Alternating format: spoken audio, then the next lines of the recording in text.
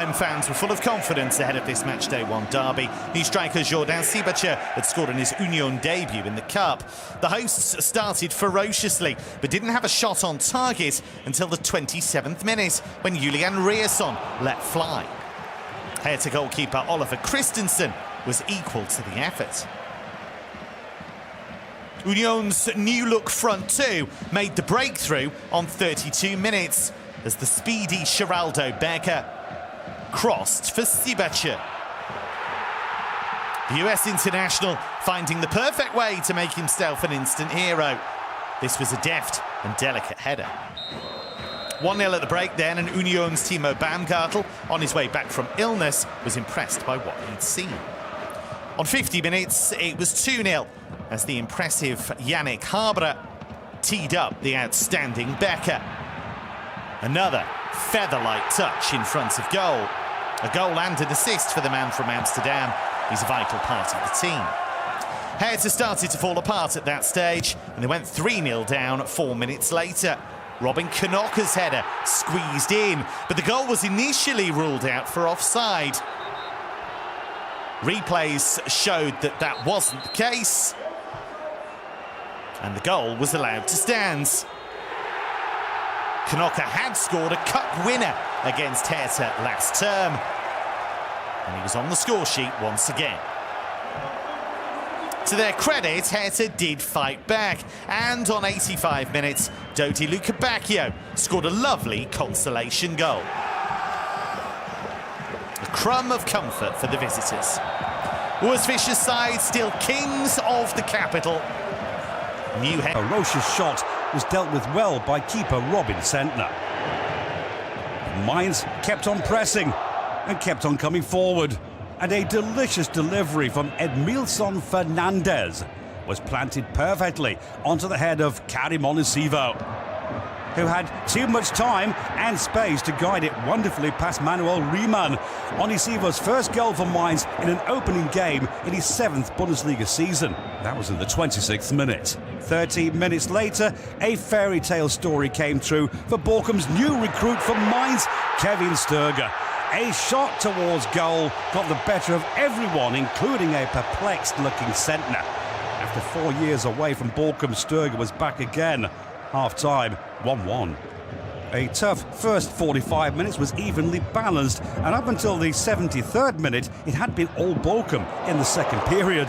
Aaron Martin's effort was the first Mainz striker goal in almost 40 minutes. Thomas Reis's keeper, Manuel Riemann, was there to save. And then an Anton Stach corner shortly afterwards gave Onisivo the chance to shine again, and that he did. Another glorious header to make it 2-1 and make him the only second ever Mainz player to score a Bundesliga brace with headed goals. A perfect start to the new season for Bo Svensson and Mainz. A victory in Bochum yet. Bund gave a Bundesliga debut to Florian Dietz in attack, and he gave a good account of himself. His 24th minute header testing Alexander Schwolo. Two big on-pitch reviews went against Schalke. Firstly, a Rodrigo Salazar goal annulled, and then Dominik Drexler, former Köln player, sent off for his challenge on ex-teammate Jonas Hector. That was on 35 minutes. Schalke in the first half in a defensive posture. Köln outshooting them 12-4.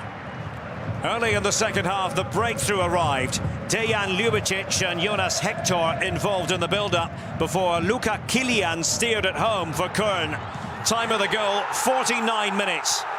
It energised the home crowd, and Kilian scoring only his second Bundesliga goal, his previous one coming in the 3-2 win over Mainz in April.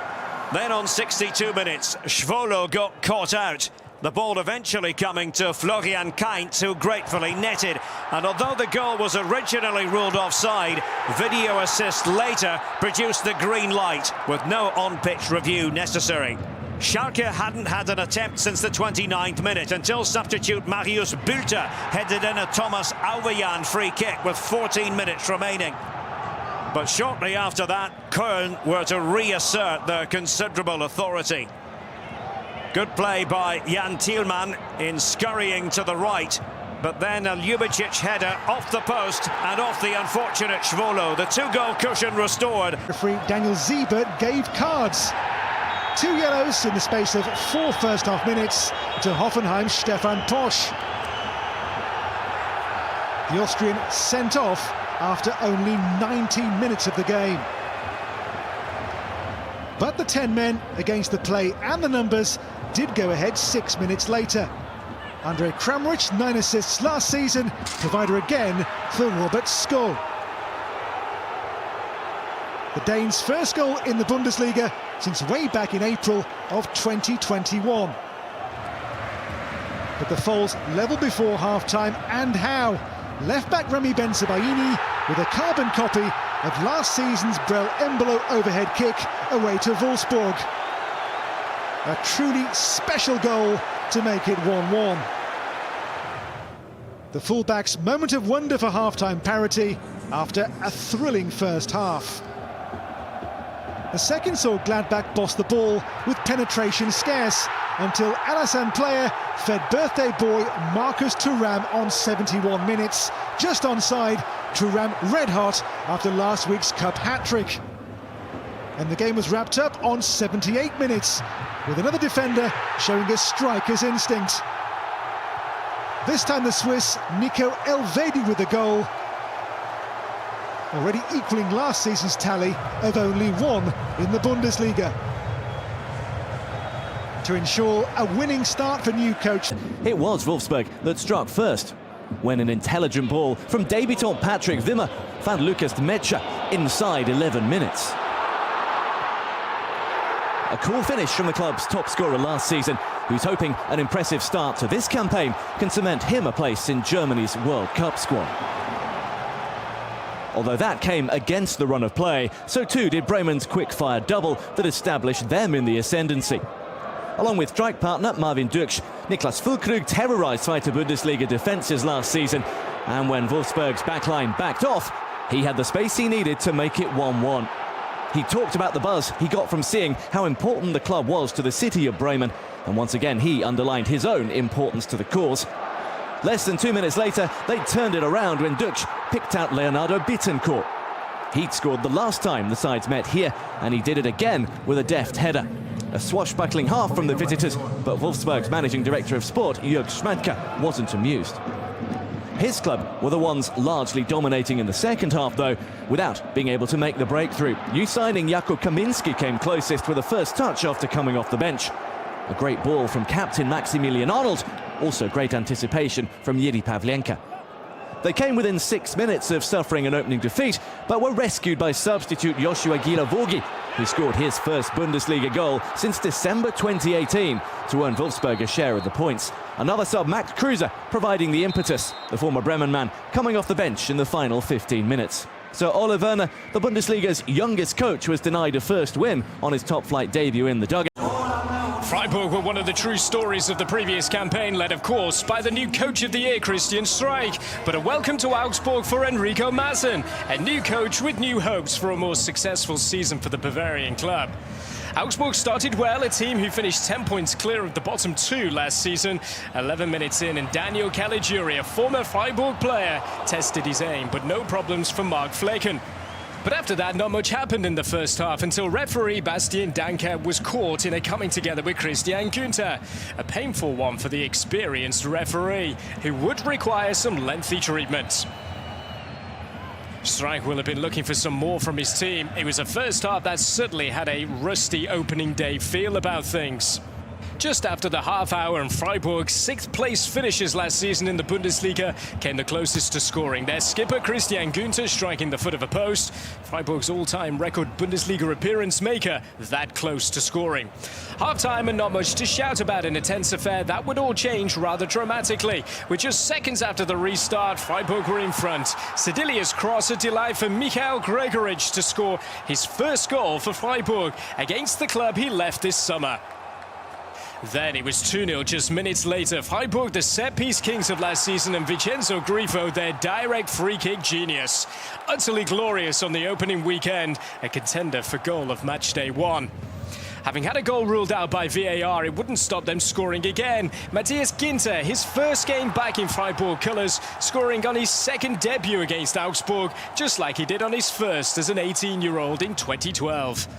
It then was 4-0 with 12 minutes to go as another new name, Ritsu Doan, scored his first Bundesliga goal for Freiburg, having won them their first round clash in the Cup at Kaiserslautern. Freiburg started the player of last season, Christopher Nkunku. The short answer was no. Another highly impressive outing by Nkunku, a true Bundesliga superstar. Inside the game's first 8 minutes, Nkunku seized on a rare Dani Olmo miscontrol to open his and Leipzig's account for the new Bundesliga season. A player who scored, don't forget, 20 goals in the last league season. That's 20 more than Nario Amada had ever scored until just before half-time. Great interplay with Sasha Kalajic saw Amada score a gorgeous first ever senior goal. Amada in the team replacing the departed Oral Mangala and more than seizing his chance. That goal lit the Stuttgart touch paper, and right on half-time, Konstantinos Mavropanos showed why from centre-back. He finished last season with 4 goals as Stuttgart's second highest scorer, the post preserving half-time parity. A red-hot first half in the Swabian sun in Stuttgart. The second half was the Florian Müller show, the home goalkeeper with a point to prove after an unconvincing first season at the Mercedes-Benz Arena. A succession of saves, and Nkunku denied on 66 minutes after a wonderful flowing Leipzig move, saw the goalkeeper at his very sharpest. But his best save came on 72 minutes. Willi Orban, always a handful, his header at the very extent of Müller's reach and range. This, a quite brilliant save by the home goalkeeper to keep the scores locked at 1-1. A true man-of-the-match performance by the goalkeeper, as Stuttgart held on to take a battling point. The expectation from the fans was high as the two sides set about asserting themselves in their first game of the season. Jude Bellingham's tenacity paid off with 9 minutes gone. Youssoufa Moukoko and Karim Adeyemi played their parts, but the ball was eventually bundled home by captain Marco Reus, denying Adeyemi a debut goal. Marco Reus's 145th Bundesliga goal was not his best ever, but as the cliché would have it, they all count. And it meant that he led his side in 1-0 up at the break. After being knocked out of the DFB Cup the weekend before this game by third division Elversberg, Leverkusen knew their fans would want to see a reaction. Their previous season's top scorer, Patrick Schick, tried everything he could to get past Gregor Kobel in the Dortmund goal. But it was to no avail. With the game all but over, yet still as intense as at the kickoff, Lukas Hradecky made an error of judgment after a long Mats Hummels ball towards his captain. Hradecky had caught the ball outside his area. And after a check with the video assistant referee, the match referee, Felix Brüch, had no option but to give the Werkself's keeper a straight red card, which left some of Leverkusen's officials rather perplexed. As the visitors had used all their substitutes, Edmund Tapsoba was volunteered to go between the posts in his stead, with seconds left on the clock. Reus, having scored in the Super Cup win over Leipzig, Sadio Mane was hoping to do the same for Bayern on his Bundesliga debut at Eintracht Frankfurt, while Mario Götze faced his former club in front of a raucous crowd. The record champions made a stunning start as Jossy Kimmich spotted a gap at a free kick and found it with precision, a piece of ingenuity in only the 5th minute. Frankfurt were undone by another set play 6 minutes later as they failed to pick up Benjamin Pavard, who lashed home his first Bundesliga goal for over 2 years. The Frenchman had also scored in the Super Cup. Mane was a tireless, relentless presence in the first half, and he got his goal on 29 minutes. The former Liverpool forward has settled in almost immediately with the record champions. And 6 minutes later, Mane found the irrepressible Thomas Müller, who teed up Jamal Musiala. The 19-year-old has also scored in back-to-back games. And Bayern's 5-star first-half display was completed on 43 minutes as Serge Gnabry added to his Super Cup goal. Bayern with 5 different scorers in consecutive games to start the season. So 5-0 at the break, only Bayern fans with news they wanted to share. But Frankfurt improved after the break. Manuel Neuer took one risk too many as Rondel Kolo-Muani scored on his Bundesliga debut on 64 minutes. The summer signing from Nantes caught the eye as a half-time sub. But Bayern and the outstanding Musiala had the last word on 83 minutes as he latched on to Leroy Sané's featherlight pass and showed composure well beyond his years. Musiala, arguably Bayern's best player on the night. So this was a statement win with Musiala and Mane at its